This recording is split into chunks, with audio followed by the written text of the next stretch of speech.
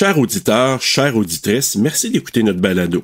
On va parler du film d'aujourd'hui en détail. Alors, si tu ne l'as pas encore vu, ben c'est encore le temps de le faire. Go! It's alive! It's alive! It's alive! Kill her, Mommy.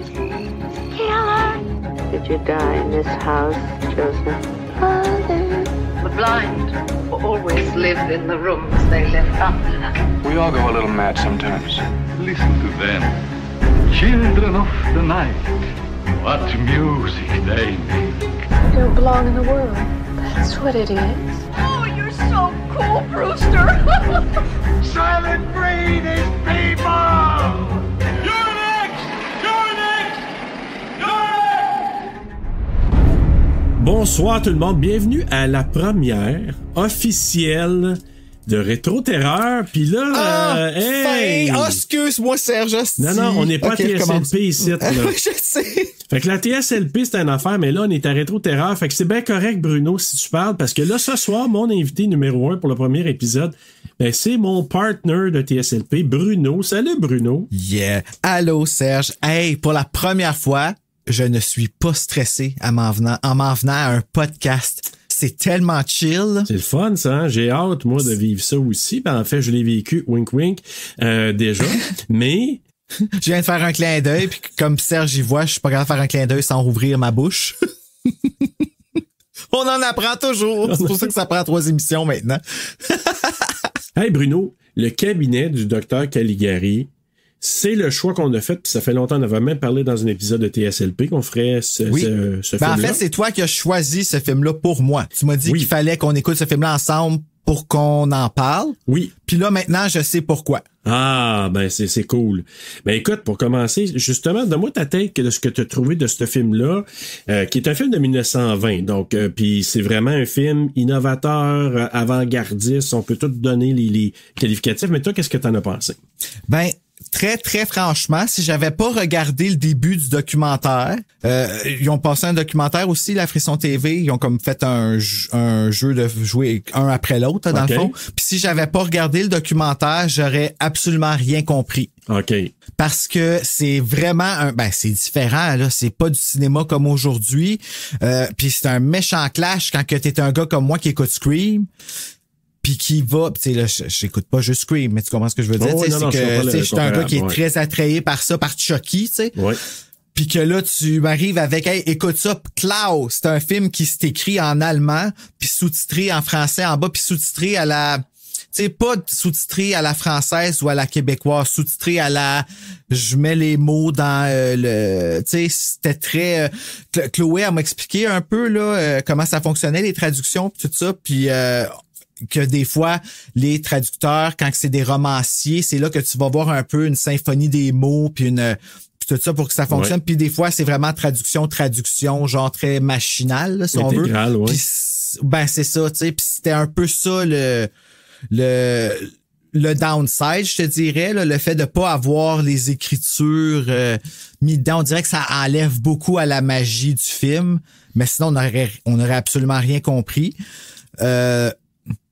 Mais j'ai trouvé ça cool. C'était comme une pièce de théâtre. Mais honnêtement, là, ils disent même dans la littérature, même dans les documentaires autour du film, puis ils parlent vraiment, ça ressemble pas mal plus à du théâtre, puis c'est vrai.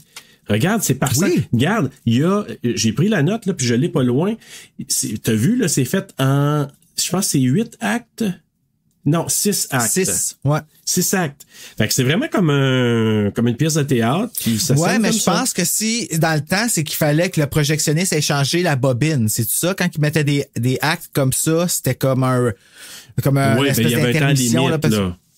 Mm-hmm. Ben ça, c'est cool, ça. Ben oui. C'est comme quand on enregistrait sur nos cassettes VHS, puis sur SLP, t'avais 6 heures, sur LP, t'avais 4 heures, puis sur SP, t'avais comme 2 heures. Exact. Puis là, ben, tu sais, comme dans ce temps-là, t'es comme, OK, est-ce que c'est vraiment bon? Puis tu vas le réécouter. Moi, j'avais tout enregistré les Buffy à télé, tu sais, puis comme au VHS, fallait que t'avances, puis tout ça. Imagine, dans le temps, le monde allait au cinéma pour voir, je sais pas comment ils faisaient pour comprendre, par exemple, parce que sérieusement, là, peut-être parce que les temps ont changé, mais hey, j'étais là, j'étais, OK, je vais prendre mon cellulaire à un moment donné, puis là, je regardais comme des affaires sur le film en même temps que je regardais, mais j'ai rien manqué.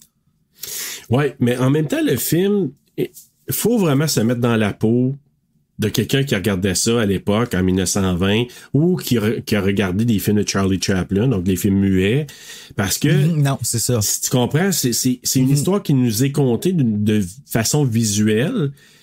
Les mots sont là, mais le visuel peut super bien fonctionner. Mais si tu as une intention, tu as une histoire, parce que là, je sais pas laquelle version tu as vu, parce qu'il y a une version qui commence, parce que moi, je n'ai vu 2 versions.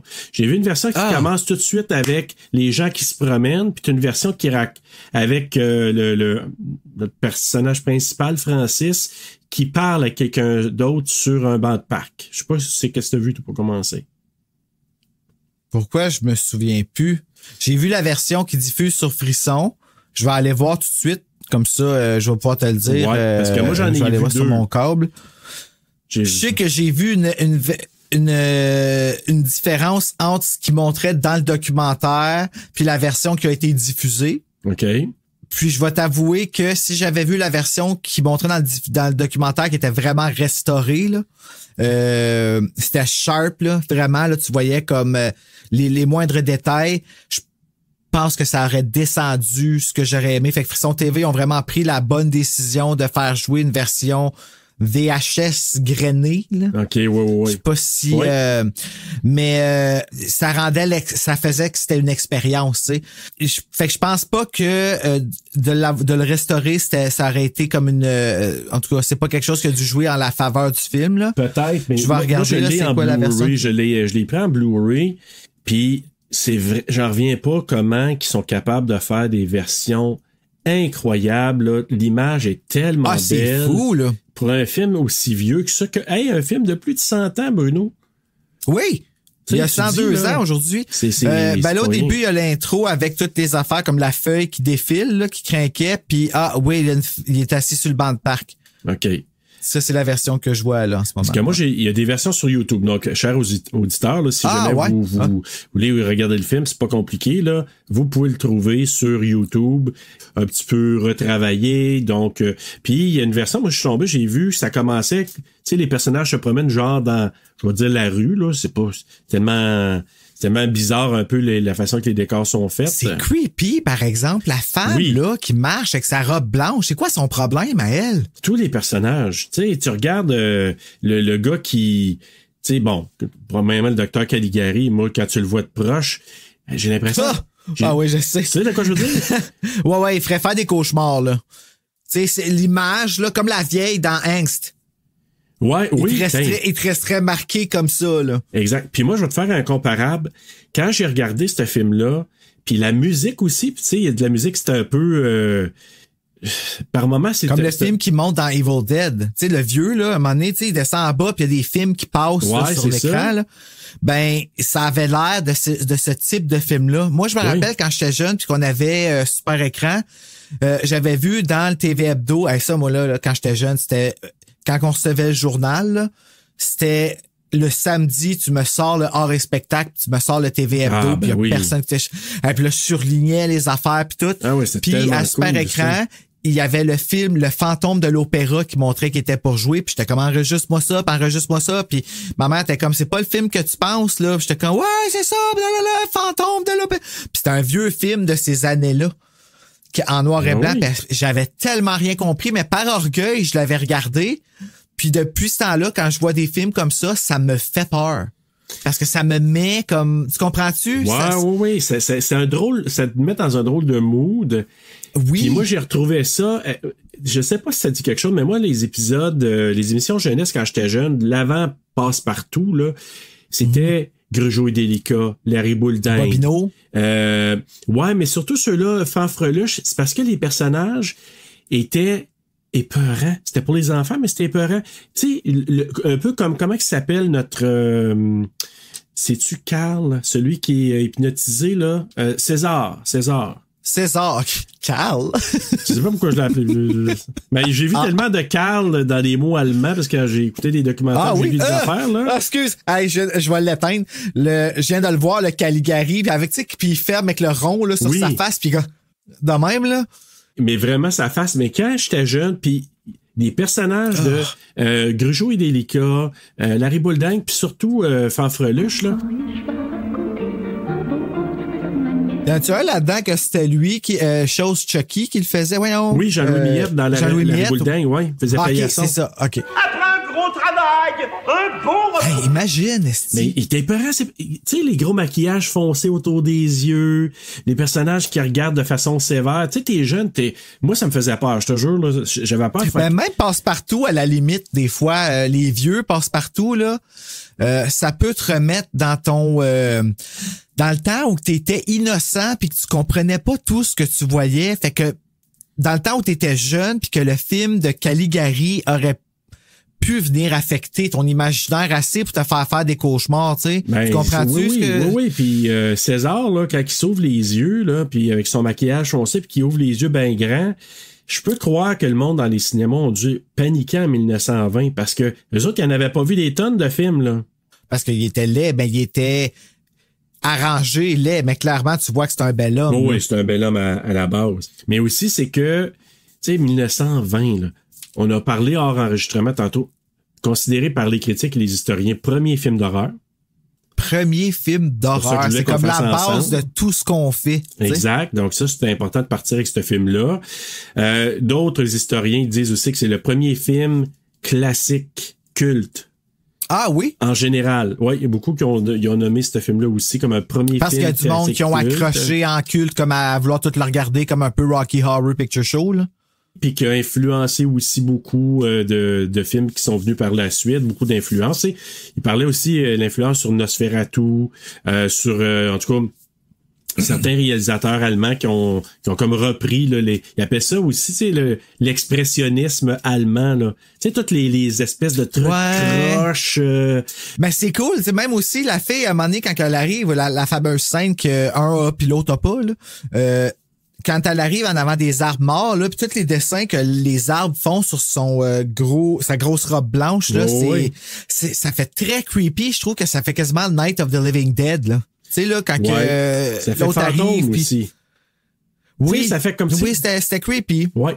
Mais tu sais, tu regardes ça, puis bon, la musique de piano et tout ça, ça me rappelait un peu aussi, tu donnais des comparables tantôt, mais Friday the 13th Part 4, Final Chapter, tu sais, il regarde un film justement d'un peu tout nu, mais des années probablement 20. Oui!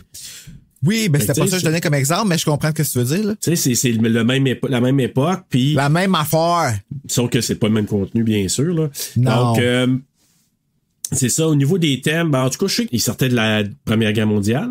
Hein, donc, Première Guerre mondiale, 14-18. Fait que les Allemands, supposément, qui ont beaucoup consommé, si je peux dire ça, là, beaucoup consommé de cinéma. Puis ils disaient que dans ces années-là, il y avait comme 4000 cinémas disponibles en Allemagne. Mon Dieu! En 1920? Oui. 1920, il y avait tant de films que ça? 4000 cinémas disponibles dans toute l'Allemagne. Il disait qu'il y avait 1 million d'Allemands par jour qui allaient au cinéma. Juste à dire comme quoi qu'il y a eu un boom là, du cinéma. Les femmes, y avaient-tu le droit d'y aller? Oui, les femmes pouvaient y aller. Puis, oui. Il y avait au moins ça. Oui, exact. Puis il disait que ce qui sortait beaucoup du thème du film, puis on le voit un peu, on va en parler là, de l'histoire, mais que Dr. Caligari était vu un peu comme un dirigeant très autoritaire du pays. Mais tu sais, c'était un peu oui, ben c'est ça, entre autres, là, c'était avant Hitler, mais c'était un peu une vision aussi. C'est comme un peu qu'est-ce que Wes Craven a fait avec Scream 3. Oui, exact. Mais ça annonçait, sans qu'il veuille, il annonçait aussi l'arrivée d'Hitler plus tard, qui est encore pire, là, tu sais, le contrôle des gens, un peu comme Caligari qui contrôle César. Ouais, puis c'était difficile de comprendre, par exemple, comme c'est qui le fin, c'est qui le méchant, c'est qui est comme, tu sais, c'est pas comme trop, c'est quoi, c'est une tranche de vie, est-ce que c'est correct, qu'est-ce qui arrive, est-ce que c'est pas correct, comme, il est somnambule ou il l'est pas. Mais tu le comprends à la fin, écoute, c'est encore là, c'est une première, c'est le premier film probablement avec une twist. Oui, c'est ça, avec une twist, ouais. Hey boy, and it is a twist and a half, là. Oh oui, ben oui. La catin, ça tu parles? Ben pas juste la catin, c'est que tu réalises que Francis, finalement, c'est dans sa tête, il est fou. Francis. Mais Francis, c'est le gars qui raconte l'histoire au début. Tu sais, quand ça commence, là, sur le banc de parc. OK, là, je pensais que tu parlais de César. Excuse-moi. Ouais. Fait que là, c'est ça. Donc, les personnages, t'as le docteur Caligari. Là, je vais nommer les noms, mais c'est en allemand. Fait que c'est sûr, je vais les scraper, là. C'est à mon tour, là. Fait que t'as Werner Krauss, qui fait le docteur Caligari. T'as Conrad Velt, qui fait César. Lil Dagover, qui est Jane, la fille principale avec les cheveux noirs. La seule. La seule, d'ailleurs, oui. T'as Alan, qui est joué par Hans Heydrich von Twardowski. Hey, c'est quelque chose. Sinon, t'as le Dr. Olsen, qui est joué par Rudolf Lettinger, etc. Les autres sont moins importants. Là, je te dis Francis. C'est pas Francis, c'est... Il y a le personnage de Franz, qui est joué par Friedrich Fehr. Je pense que c'est... Parce qu'en allemand, il l'appelle Franz, mais en français, il l'appelle Francis. C'est pour ça que je l'appelle Francis. Okay. Fait que c'est notre personnage, puis t'as Alan. Alan, c'est lui qui se fait tuer. Ouais, moi, je pense que c'est écrit... Attends. Là, j'essaie de me rappeler quand il se fait tuer, là. Oui. Ben, écoute, ça commence parce que t'as Caligari qui arrive dans ce village-là, dans cette municipalité-là, ce comté-là. Puis quand il arrive, ben... Comté. Ouais. C'est parce qu'au départ, ceux qui n'ont pas vu la scène sur le banc de parc, c'est important parce que c'est Francis ou Franz qui raconte l'histoire à un autre gars, puis l'autre gars, il a de l'air à le regarder en disant « Qu'est-ce que tu es en train de me dire là? » Ouais. C'est là que la fille, elle arrive avec sa robe blanche. Puis après ça, on enchaîne à, justement... Elle arrive, ben elle fait juste comme... Mais là, tu comprends à la fin qu'ils sont dans un asile psychiatrique. J'avais pas compris ça! Ben oui!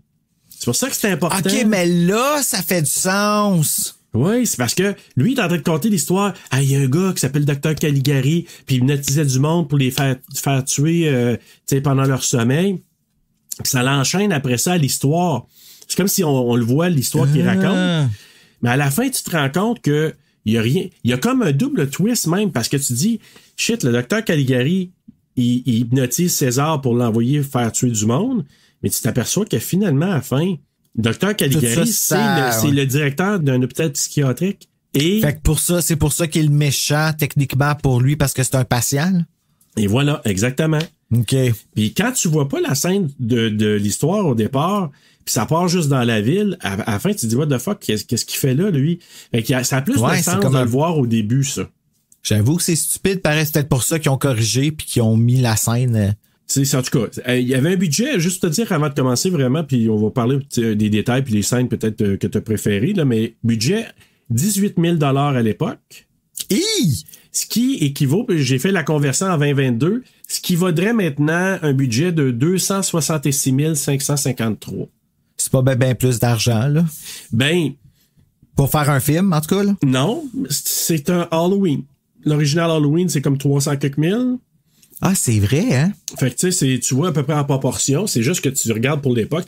Quand même, tu sais, c'est sûr que c'est les décors, probablement, qui ont été les plus ouais, la forêt peinturée, là. Ouais. Mais aussi, en arrière, c'est cool. Croches aussi. C'est cool, hein? Oui, ben, c'est comme, oui, c'est ça. Ça a l'air d'être filmé vraiment sur une scène. Ouais. Puis, ça avait vraiment, en tout cas, je trouvais ça cool. Ça avait l'air d'une pièce de théâtre sur VHS, ça. En tout cas, j'ai trouvé que c'était vraiment bien fait. Justement, le directeur de la photographie, Ameister, Willy Ameister, je suis pas pire avec mon... On le connaît bien. Oui, ouais, voilà. Il est très gentil. Puis le réalisateur, là, je l'appelais un autre nom au départ, c'est Robert Vine. Robert Vine? Parce que au départ, je l'appelais Winey. Vendeur. Je l'appelais Winey au débie. Parce que c'est W-I-E. Ben, il doit pas être encore vivant. Tu dois pas insulter quelqu'un de vivant, là, en ce moment? Non, mais j'insultais les whiners, par exemple. Ah. Robert Vine. Et les scénaristes Karl Mayer et Hans Janowitz. Puis pourquoi j'ai nommé ces deux-là, c'est que c'est eux autres qui ont fait le scénario, ils l'ont présenté, ça a été accepté à un moment donné. Puis Hans Janowitz, il était un soldat dans la Première Guerre mondiale. OK. Puis Karl Mayer, lui, il est pas allé parce qu'il s'est fait passer pour quelqu'un qui avait un handicap. Ça l'a amené à être vraiment, comment je pourrais dire ça, étudié peut-être par des psychologues Puis ça l'a fucké là, un peu. Puis il s'est retrouvé vraiment avec... Quand ils se sont rencontrés puis ont écrit le scénario pour le film, ça nous a donné ce qu'on voit là. C'est pour ça que c'est vraiment assez éclaté. C'est un peu... Ça te joue dans la tête, ce scénario-là. Parce qu'il a été étudié pour pas aller à la guerre, tu veux dire? Ouais, ben là, ils ont dit, OK, tu dis que... Parce que lui, il a feint la folie. Fait que là, comme il a feint la folie pour ne pas aller être un soldat dans la guerre, Première Guerre mondiale, ben là, il a rencontré des psychologues allemands qui l'ont rencontré pour étudier vraiment s'il était vraiment fou. Là. À l'époque, il disait fou. Là. C'est là qu'il a vu comme tout le côté un peu brainwashé des... parce que, tu sais, eux autres, ils voulaient qu'il aille à la guerre, là, tu sais, qu'ils défendent la patrie. Mm-hmm. Puis là, il voyait comme quoi les gens étaient vraiment brainwashés. C'est pour ça qu'il faisait des parallèles avec César qui se fait comme hypnotiser. Puis César, lui, représente un peu le soldat qui se faisait envoyer à la guerre sans poser de questions puis qui venait de la chair à canon. Ah, moi, là, ça me terrifie, là. Ouais. Comme de penser à ça, là, de penser que si, un moment donné, ça déclenche puis qu'on se fait obliger d'y aller, hey. Ouais, c'est quand on passe à ces choses-là, tu te dis, ça a pas de sens, mais en tout cas, les deux, leur expérience leur a amené à être très critiques envers le pouvoir politique, envers l'armée, puis ils ont décidé de dire, OK, ben, dans ce cadre-là, écrivons quelque chose qui va décrire un peu de façon semi-cachée ce que nous, on pense de l'État, puis de l'armée, aussi des commandants de l'armée. Et parce que dans le fond, là, voilà comme ça, Caligari, c'est un peu le chef de l'armée, puis César, il représente les soldats qui se font brainwasher pour aller tuer du monde. My God! Fait que c'est un peu ça, c'est leur expérience. Oui, je sais, c'est vraiment, c'est dark. C'est très, très dark. Mais bref, pour faire l'histoire vite fait, Caligari, il arrive dans ce comté-là, on va appeler ça comme ça. Il demande un permis.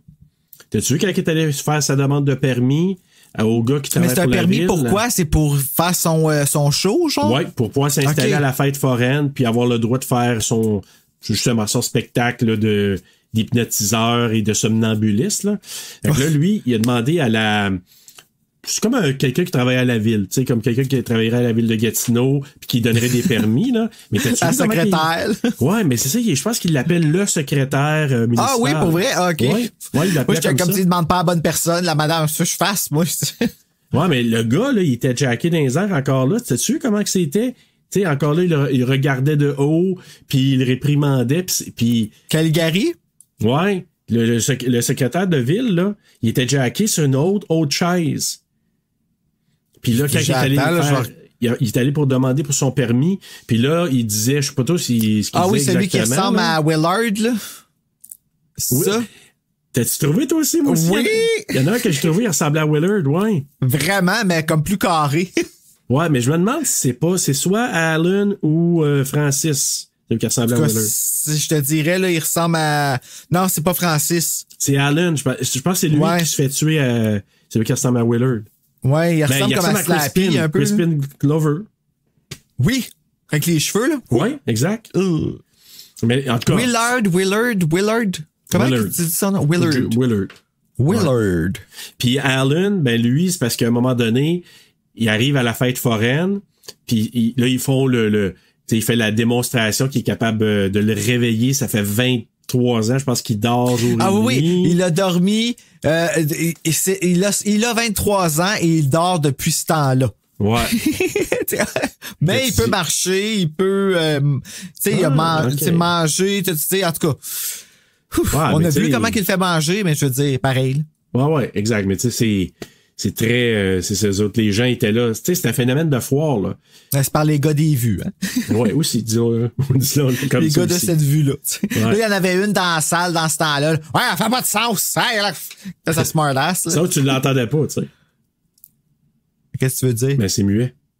Ben, le monde dans la salle. Putain, oui, juste chialer, la lip-sync comme Brit. Elle a une pancarte dans les mains, là. Ouais. Pour dire ce qu'il est en train de dire. Ça ne fait pas de sens. Mais tout ça pour te dire, c'est ça, parce que là, Alan, c'est lui qui regarde sur la scène puis il se fait prédire que tu vas mourir avant l'aube, je pense. Oui. Parce que c'est César qui se réveille puis qui fait cette prédiction-là. Prédiction qui a été reprise par Mia dans Evil Dead en 2013. Tu vois les influences que ça a eu Caligari, Bruno? Ouais. Mais finalement, tout ça pour te dire que Alan, ben, il se fait tuer parce que, bon, probablement, c'est Caligari qui a envoyé César le tuer pendant la nuit. Après ça, il tue... qui d'autre qui tue? Il y a César, pas César Alan, qui a été tué par César. Puis je pense que c'est une... Ben, c'est la... Non, il a tué pas la femme. Non, pas la fille. Non, il passe proche, mais il a tué pas. Ben, il passe proche. Bon, on présume. Ouais. Mais non, elle meurt pas. Elle meurt pas. Non, c'est le secrétaire. Fait qu'il tue le secrétaire de la ville. Ça, c'est le premier qui se fait tuer. T'es sûr que c'est pas Caligari qui le tue, lui? Moi, j'ai l'impression que c'est Caligari qui a envoyé César le tuer. Parce qu'il avait ri de lui, parce qu'il avait... Il l'avait vraiment ridiculisé, fait qu'il l'a envoyé tuer. Fait qu'il a envoyé à tuer le secrétaire de ville. Alan est mort aussi pour faire respecter la prédiction. Fait que ça, c'est ceux-là. Par la suite, il a attaqué la fille, elle est pas morte. Puis là, ça commence à être un peu, là, il y a l'enquêteur, puis l'enquêteur, c'est Francis, c'est ça. C'est lui qui enquête. Ben, le monsieur qui parle au début, right? Oui, c'est lui. Franz ou Francis, là, ouais, c'est ça. Puis là, ils vont... C'est lui qui est interné, finalement. Ouais, exactement, c'est ça. Ouais. C'est drôle que c'est drôle que ce soit lui qui soit comme le détective. Ben, dans le fond, ça fait du sens, là. Ben oui. Ça fait du sens qu'il trouve une façon de logique, genre de... Ben oui, c'est son histoire en même temps. Il se met le héros de son histoire. Ça serait un film A24 aujourd'hui. Oui, ou Shutter Island. Shutter Island. Tu as vu ça avec Leonardo DiCaprio? Non, j'ai pas vu ce film-là. C'est moi là, quand j'ai regardé Caligari, j'ai dit il y a un peu de ça là-dedans. Ah ouais, hein? Dans le sens, est-ce que c'est vrai, c'est pas vrai, c'est-tu dans sa tête, c'est pas dans sa tête? C'est pour ça que je te dis que Caligari a dû tellement influencer tous les films qui ont des twists ou c'est whodunit. C'est-tu vrai, c'est pas vrai? Moi, je suis sûr qu'il a influencé tous ces réalisateurs-là. Ben, c'est le premier, c'est sûr. Là. Ouais, moi, je suis sûr que beaucoup de gens ont vu ça puis ont dit, hey, tu sais, les fameux twists à la M. Night Shyamalan, tout ce qu'on voit, là, ben, moi, je pense qu'on a été inspirés de ce film-là. Mais bref, c'est ça, finalement, ben, je pense que là, comment qu'il a fait, pas Alan, mais Francis, pour faire le lien que c'était peut-être Caligari, le tueur? Parce que là, ils ont attrapé quelqu'un, là. Ils attrapent une mauvaise personne, mais je sais qu'à un moment donné, ils s'en vont checker pour le somnambule. S'il est vraiment dans son cercueil. Parce que moi, j'appelle ça un cercueil, là. Je vois pas comment d'autres s'appellent ça. Puis quand il l'ouvre, c'est comme une poupée super raide. Oui, c'est ça. qui a pas l'air pas tout d'être lui. Non, je sais. Mais ça m'a une poupée gonflable. Oh! Ouais, c'est ça. Mais au départ, quand je l'ai vu de loin, j'ai dit, OK, il est là. Là, après ça, je le vois sortir. OK, j'ai dit pas ça pantoute. Super raide, là. C'est parce qu'eux autres, je pense qu'en voyant ça, ils se disent, OK, c'est César qui est parti aller tuer du monde par Dr. Caligari. Parce que je pense que Francis, il a influencé à l'hôpital psychiatrique. C'est ça parce qu'il a suivi Caligari. Il est rentré à l'hôpital psychiatrique. Wow, OK. C'est vraiment... Ben, j'ai vraiment pas compris ça. Ça, je t'ai dit, je pense que la traduction puis tout, là, ça... Puis, hey, écoute, au début même, là, que j'avais pas compris que les sous-titres changeaient quand ça écrivait, là. Je pensais toujours que c'était comme une image, une ligne. Fait que là, après ça, j'allais voir les lettres, mais non, ça switchait en bas. Je suis comme, fuck, là, j'ai manqué plein d'affaires. Oui, parce que la pancarte était longue par moment. C'est difficile à suivre. Comme, honnêtement, c'est ça, je te dis, c'est que je peux pas comprendre l'histoire. Moi, c'est ça que je trouve difficile avec ce type de cinéma-là. Mais c'est pas, je pense que j'ai pas attentif. Tu penses-tu que c'est pas... parce que toi, tu as vu avec les sous-titres anglais ou français? Je pense que c'est anglais, je pense. Tu checkeras voir si celui qui ont joué sur Frisson TV, si les sous-titres ils sont comme... Tu vas voir, il y a quelque chose. C'est un peu weird. J'ai eu beaucoup de difficultés à suivre. Très honnêtement. Comme moi, je voyais ça comme vraiment un spectacle visuel. Là. Mais l'histoire, tu sais, là, j'ai figuré qu'à un moment donné, c'est ça, c'est que Dr. Caligari, il fait un show avec le somnambule qui fait absolument aucun sens, qui dit qu'il va le faire lever, puis dans le fond, c'est tata parce qu'il pourrait juste dire au monde comme il dort puis c'est quelqu'un qui est debout puis qui est venu avec lui en marchant, tu sais, c'est comme oui. Ça fait comme plus ou moins de sens, mais tu sais c'est pour le cinéma de ce temps-là, tu sais. Oui. Puis là ben après ça commence à tomber comme des feuilles et soupçonne un monsieur qui puis là je sais pas entre les branches comment ça s'est passé que ils ont fini par catcher que c'était le somnambule qui allait tuer. Ouais. Sous les instructions de Caligari quand ils sont arrivés pour parce que quand ils l'ont interviewé, il le nourrissait là justement là, avec comme l'espèce de petite pompe l'entonnoir là. Ouais. Puis il y a quelque chose qui s'est comme menti qui a comme genre dit là qui a fait que sonner une puce à l'oreille là, ou quelque chose de même là. Oui. Mais je pense que Francis, il y avait un doute sur Caligari, moi je pense déjà là. Parce que Caligari s'est sauvé, tu sais quand ils ont découvert le César qui était pas César. Quand il se sauve. Mais c'est sauvé. Ouais, puis tu vois comment il marche aussi. Là. Oui, c'est ça qui me fait. Ça m'a fait penser à. Il monte la côte 2 fois de suite, là, la même côte. Là. Ouais. Oui, il fait le zigzag puis ça a l'air plus long. Là, la misère à marcher en tout cas, Caligari. Mais quand il suit, c'est parce que Caligari, il rentre dans une portière puis on s'aperçoit que c'est l'asile ou l'hôpital psychiatrique. Il suit. Puis là, lui, dans sa tête... il sait pas, là. Puis à un moment donné, il s'aperçoit que c'est le directeur de l'asile psychiatrique. Le premier twist, il dit, shit, Caligari, c'est le directeur de l'hôpital psychiatrique. Puis là, il parle avec des genres de psychologues ou, je sais pas, là, des travailleurs de l'hôpital. Puis là, il est en train de leur dire, il dit, le chef, là, votre chef, ben, c'est un tueur. Il expliquait comment il avait manipulé César. Les autres, ils croient pas au départ. Puis là, ils vont fouiller. C'est là qu'ils fouillent dans son bureau. Puis ils trouvent un genre de livre. Un genre de diary, là, un genre de carnet. Là, ouais, le livre médical, là, quand ils écrivent leurs pensées, les ça, médecins. Exact. Ouais. C'est là qu'arrive avec il découvre que il s'est inspiré d'un personnage qui s'appelait aussi le docteur Caligari des années, je pense, 1800, puis qui faisait la même affaire.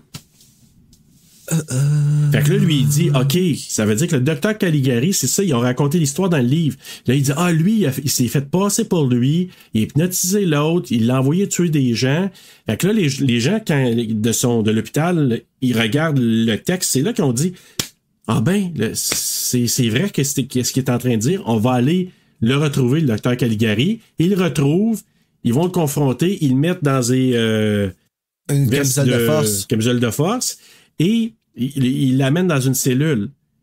Mais ça, cette section-là, ça finit là. Puis là, après ça, tu revois Francis qui parle avec le monsieur. Puis tu vois Jane aussi qui se promène comme toute perdue. Puis là, ben, tu le revois qui est en train de parler, mais tu t'aperçois qu'il est dans... C'est un patient de la... Ben, est-ce que ce serait possible, dans le fond, que quand c'est bleu... C'est quoi? Je pense que je viens de comprendre que quand c'est bleu... c'est dans l'imaginaire, puis quand c'est jaune, c'est dans la réalité. Ça se peut-tu? Peut-être, mais en même temps, moi, j'ai vu que quand c'était jaune, c'était la partie aussi quand Caligari, c'est quand il présente les affaires, ben, c'est en jaune. Fait que, quand il est là, puis il fait la présentation, c'est pas dans... Non, c'est ça, c'est pas dans le... Ça serait pas dans la réalité, là. Il est vraiment dans sa tête. Fait que c'est que là, ça peut vouloir dire quelque chose, mais... je pense pas que c'est vraiment le décalage entre réalité puis son monde imaginaire, en tout cas dans sa tête, là. Mais bref, c'est ça le punch, c'est que lui, finalement, l'histoire qu'il raconte, on pense que c'est lui qui a vécu ça, mais finalement, c'est une histoire qui fabule, parce que Caligari, vraiment, le vrai monsieur de directeur, ben, il est vraiment directeur de l'hôpital psychiatrique, puis c'est lui qui est le malade, puis tu vois l'autre monsieur, tu vois même... est-ce qu'Alan est là? En tout cas, puis tu vois Jane qui est là aussi. Fait que là, lui, puis là, quand le docteur Caligari, il sort, et là, il dit, c'est lui Caligari, puis il veut sauter dessus. Oui. Il veut sauter, il va attaquer Caligari. Je pensais, je savais pas c'est quoi que tu t'attendais qu'il fallait que je fasse. J'étais comme, oui. Non, mais tu te souviens de ça? Oui, je l'ai là, en avant de moi, c'est pas mal. Fait que... C'est ça. Fait que là, ils mettent la ceinture de vous l'avez, de quoi tu appelais ça? Une camisole de force. Camisole de force. Mm-hmm. Puis il l'amène dans la même cellule. Mais c'est drôle, ses cheveux sont noirs à la fin. Ah, non, OK. OK, je viens de voir le Caligari, c'est... Ouais. C'est comme un peu... Excuse, la madame, elle me fait freaker un peu à la fin. Qui? À la fin, là. Jane? Ouais, c'est la seule femme avec sa couronne. Quand elle se revire, là, ben, elle a juste les 2 petites lèvres noires, là. Ouais. Ah, ça me creep the fuck out, ça, là. Ouais, parce que c'est des personnages qui sont partis, là, sont plus là, puis avec le noir et blanc ou le jaune et le jaune et moi, blanc, c'est là. plus ça qui me fait peur que l'histoire. Oui. Pas la mode de ce temps-là, mais leur apparence de ce temps-là, le stage, comment c'était fait, le background puis tout ça. Le fait que y avait pas autant d'accessibilité que nous autres, là, je trouve ça un peu épeurant. Je trouve ça comme... Ouais, mais c'était l'imaginaire, puis c'était vraiment, tu sais, j'y trouve très, très, très fort par rapport à... Ben, c'est innovateur, c'est sûr, là, mais ouais, c'est...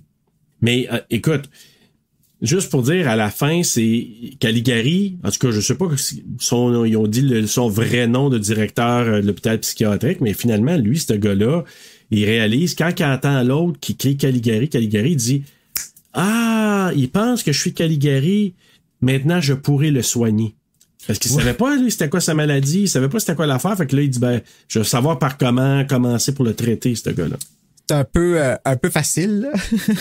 Oui, un peu facile, mais encore là, on se repositionne en 1920, ça, tu sais, même encore, c'est les twists, pis tout ça, quand tu t'attends pas. Je vais savoir comment le traiter. Ça fait très, comment, c'est dans Psycho 2, je pense. C'est dans le livre de ça que c'était tellement comme facile.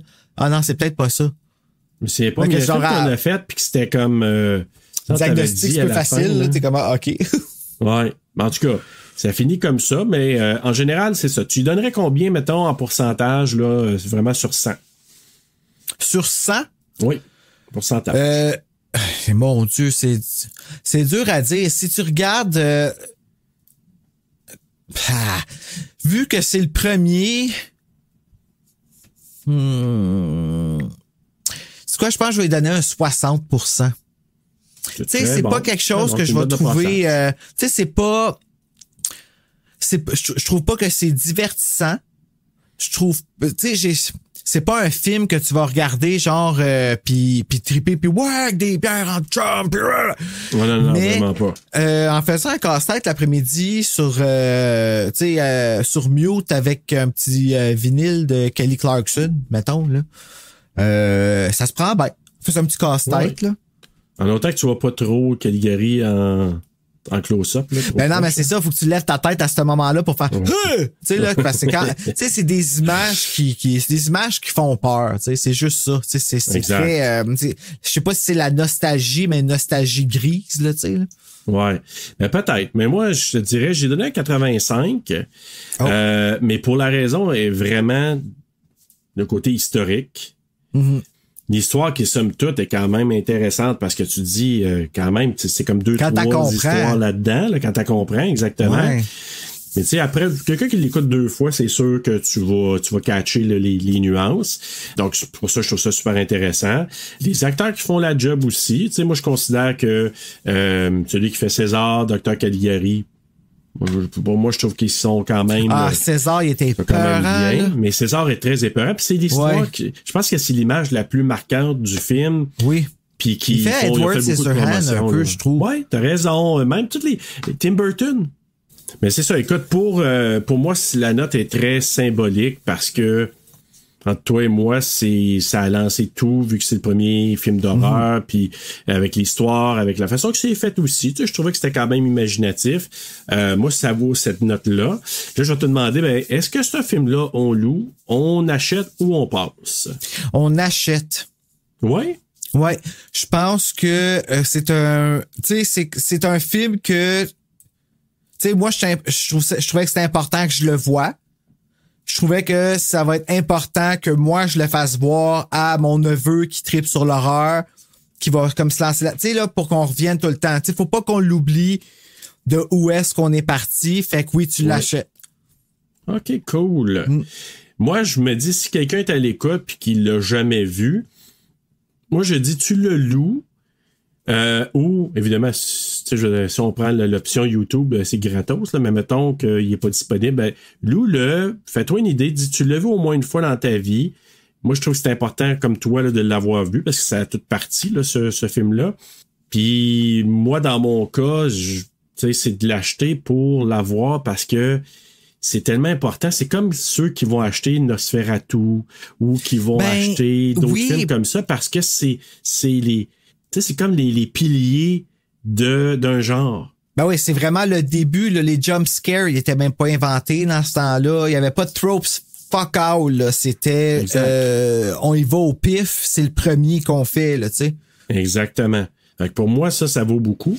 Mais comme je te dis, pour ceux qui nous écoutent, moi, je dirais, prenez l'occasion de le regarder, une première écoute, peut-être une deuxième écoute, tout en vous disant que c'est un film, oui, en noir et blanc ou en jaune et blanc. C'est un film bleu et blanc, bleu et noir. Ouais. Toutes sortes de combos de pastel. Allemand sous-titré. Oui, sous-titré. Et en même temps, ben, avec la musique aussi, qui des fois, tu sais, si t'aimes pas ce genre de musique-là, piano. Ben, c'est la grosse job de. Finalement, on le vend, genre, c'est fucking plate, mais regardez-le parce que c'est le premier. Non, mais j'aime mieux prévenir les gens, tu sais, de dire, OK, c'est. Parce que tu t'en vas pas avec ce film-là en disant. Tu sais, hey, la grosse action, la grosse affaire. Non. Ben, moi, j'avais aucune idée, là. Un spectacle, là. C'est ça, j'avais aucune idée, moi, quand je suis arrivé là, j'ai fait, OK, c'est un film de même, là. OK, c'est pour ça qu'il veut que je la regarde, je comprends, là. Tu sais, c'était pas une joke que tu me faisais, c'était pas un, tu sais. Fait que, non, c'était pas, pour moi, en tout cas, c'était pas divertissant, mais c'était. Instructif. C'est ça. C'est comme à l'école. Ben, écoute, puis Bruno, ça tombe bien que le premier que tu l'aies pas vu nécessairement puis que tu l'aies vu pour le Rétro-Terreur, parce que c'est beaucoup le fondement du balado, c'est de dire, ben, j'aimerais ça que la plupart des invités aient vu le film proposé ou en tout cas qu'on a décidé de couvrir, donc qu'ils l'aient vu pour la première fois. Ouais, donc je comprends. Tu comprends, avoir une impression. Ouais, c'est différent. Maudite gang de chanceux qui ont jamais vu Scream. Là, on a fait le cabinet du Dr. Caligari, mais si vous n'avez pas vu des films, certains films de Hitchcock, des films des années 50, 60, 70, je vais couvrir beaucoup des années 70, mais ça va être un bon moment d'aller regarder ça, puis vous familiariser avec quelque chose peut-être pour la première fois. Puis moi, je suis tombé sur des films là en faisant un TSLP que j'avais jamais vu, puis je me suis dit, waouh, quel beau prétexte pour découvrir ces films-là. Hey, hein? Fait que c'est le même principe là, que je veux pour Rétro-Terreur, si vous voulez découvrir ces films-là. Mais dans ce cas-là, je vous dis, c'est un 85%, mais avec une consigne. C'est avec des mises en garde. Avec une consigne. Ouais. Tu sais, allez pas là en pensant que c'est la grosse action puis toute l'équipe. Ouais, non, c'est général. Une expérience. Ouais. Ouais, c'est pas grand... tu sais, je veux dire, puis c'est des ombres, hein. Tu sais, quand quelqu'un attaque, on voit c'est c'est pas violent du tout, là. Non, du tout. C'est plus le côté creepy. Puis si vous êtes une génération similaire à la mienne, ben vous allez sûrement regarder ces personnages-là comme des émissions jeunesse qu'on regardait quand on était jeune, qui avaient la même musique ou même le même instrument de musique qui est aussi le même feel, là. Ouais, mais comment ça s'appelle? C'est, tu sais, le hautbois. Ouais. Tu sais, le son que ça peut faire, là, piccolo, bois, piano, mais tu sais, qui fait très, à un moment donné, mystérieux, creepy un peu. Mais il y avait ça dans les émissions jeunesse, puis moi, ça me ramenait ce même feel-là avec... comme du clavecin, je pense, ça se peut-tu? Entre autres. Ouais, là, mais ça a absolument l'air de rien, ce que je viens de faire. Mais en tout cas, vous ferez votre propre opinion. Allez voir le cabinet du Dr. Caligari. Allez voir si c'est du clavecin. Si c'est du clavecin, moi, je vous dirais que le clavecin, c'est plus dans The Stepfather. Là. Ça, c'est du clavecin. Là. Ouais. Ça, c'est du clavecin. Des fois, là, je veux la faire au complet, puis je sais jamais si je vais avoir assez de souffle. Ouais, c'est ça. Puis moi, je sais pas si je me rendrai à la fin. Hey, Bruno, merci beaucoup d'avoir brisé la glace. Merci à toi, sérieux. Enfin, on en fait ça un autre? Ben, écoute, éventuellement, oui. Ben oui. On va faire The Thing! Mais de 1956. Oui.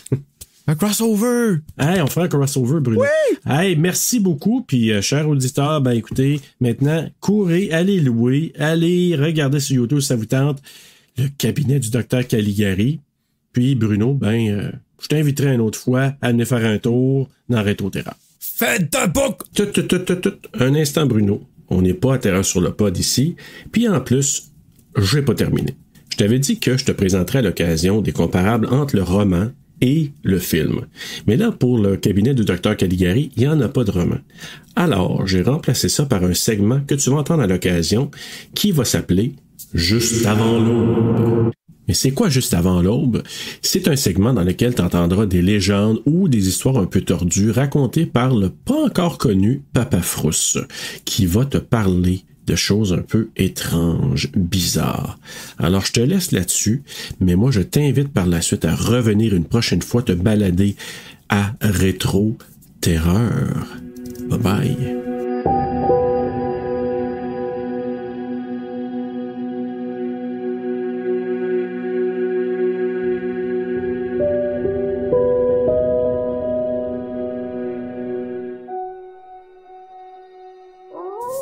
Salut ma peureuse, salut mon peureux. Ben, si tu l'as pas, je t'aime pareil. Enchanté de te connaître, mon nom est Papa Frousse.